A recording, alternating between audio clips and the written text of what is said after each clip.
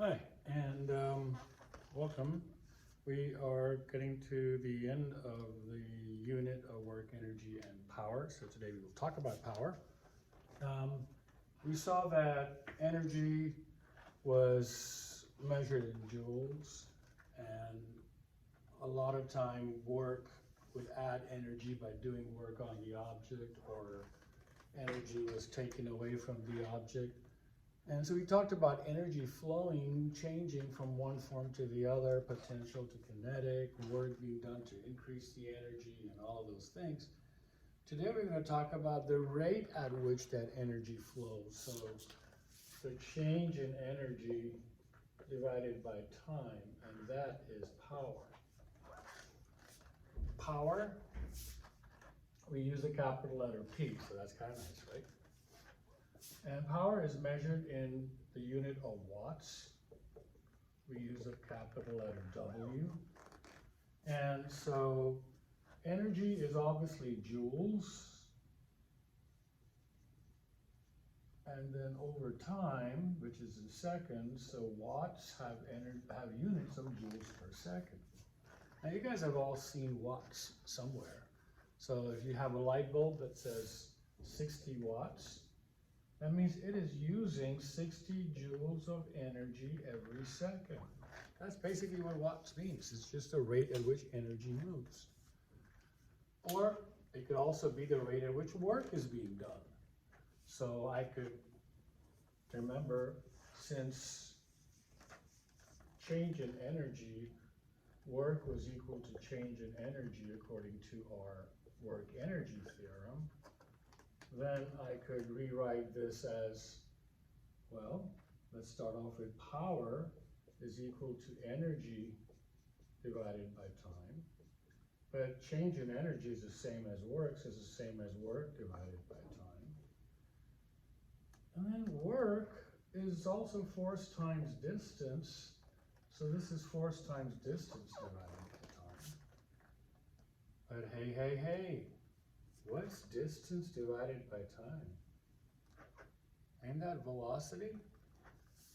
So you could also write that as force times velocity. And so here's power. It's the rate at which work is being done, or at the rate at which energy is changing. Okay? Use the units watts, and it's basically joules per second. Let's look at a simple problem where, let's say, I hope you wrote all that down. That long equation I wrote down here is a good one to have. I'll write it again up here. Power is equal to change in energy over time, which is the same as work divided by time, which is the same as force times distance divided by time, which is the same as force times velocity. Okay, and again, you can use this just like you used that equation up there when you were doing impulse and momentum. So let's say that I was going to lift a box using a rope, pulling it up, and I was going to pull it up 5 meters. The box has a mass of 2 kg. I'm going to lift it up 5 meters. So what's the work that I'm going to do on this? And actually what I'm doing is I'm going to do work on this, and I'm going to give it potential energy. So I could either use mgh or simply work. Work is force times distance. The force I apply is going to be the mass times gravity, because that's the force that's acting downwards. I got to beat that force, so that's mass times gravity times distance. And so that becomes my work that I'm going to do. So let's say I lift this up, and I do it in 2 seconds. So I lift this up 5 meters in 2 seconds. So the work I did in this case is simply 2 times, I'll use 10 for gravity, and distance, which is 5 meters, and so that's 100 joules of work. Okay, and I did it in 2 seconds. I know I haven't used it 2 seconds, but I did it in 2 seconds. Can I do this again? Same box, 2 kg,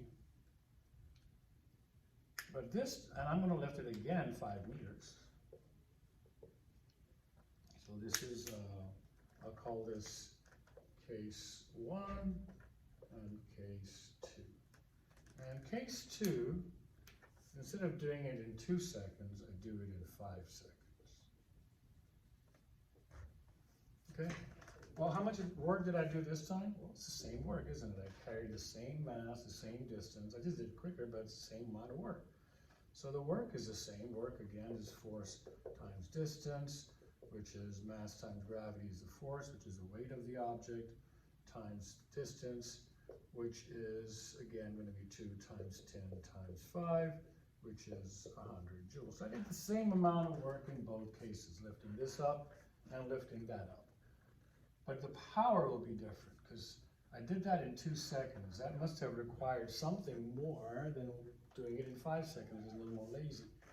So power being work divided by time, in this case, the power will be the energy or the work done divided by time, which would be 100 divided by 2, or 50 watts. While over here, it was 100 divided by 5, or 20 watts. So I used 20 watts of power here and use 50 watts of power over here. 50 watts of power over here because I did it in 2 seconds, and 20 watts of power over here in case 2. So I use less power here because I did it over a lazy amount of time. I kind of did it on my own time. And here I had to do it real quick. So you can see that you apply more power if you do it quicker, so it means using up more energy in any period of time. So anything that has more power is using up more energy. Okay? So again, pay attention to the point that the work done is the same, but the power is different. The quicker you do it, the greater your power. So 50 watts of power in this case, and 20 watts of power is being applied in that case. You could use the same example for running up the stairs. If I did it in 3 seconds, if I did it in 10 seconds, the 3 seconds would require more power. The work being done, of course, is lifting my body up all that distance. So it would be my weight times the distance up, and that would be the work done in the case of climbing upstairs. Okay, so that's how you find power. It's pretty simple. Once you know the energy and how quickly is it changing, they give you the time, you just divide the energy by the time to find the power. Okay, hope that helps.